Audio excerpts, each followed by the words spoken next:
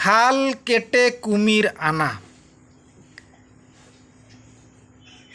সাঁওতালি জাতির আজ বর্তমান সমাজে এটাই হয়েছে। আদিবাসী সাঁওতালি জাতি কোনো ক্ষেত্রে তাতে ওয়েস্ট বেঙ্গলের এক মন্ত্রী টুডুর নাম করে এমন মন্তব্য করেছেন, শায়দ অন্য কাস্টের হলে এসব করতো না। আবার আদিবাসী খাস করে এই ওয়েস্ট বেঙ্গলেই এমন হয়েছে।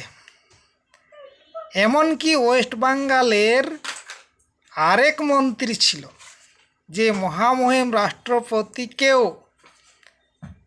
এমনভাবে বলেছিল। কিন্তু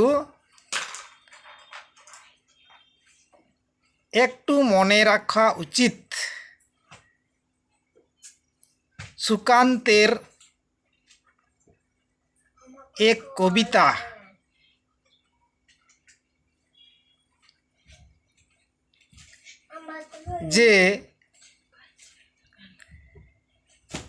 যে খাদ্য যোগাচ্ছে আজ পর্যন্ত ওয়েস্ট বেঙ্গলের আসানসোল হোক, বর্ধমান হোক, খড়গপুর হোক, সব জায়গাতে আদিবাসী সাঁওতালি জাতির লেবার কাস্টে হোক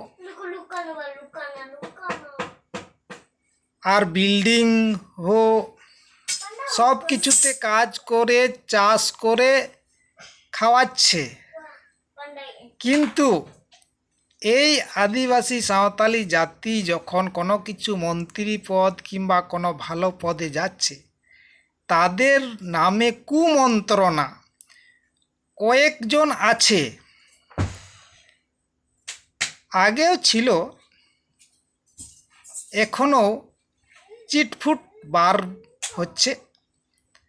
তো মনে রেখো, যে খাদ্য যোগাচ্ছে তাকেই এমনভাবে বলা, নিজের মুখে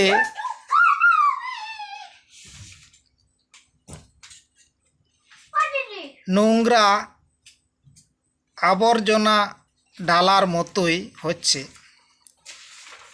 কেননা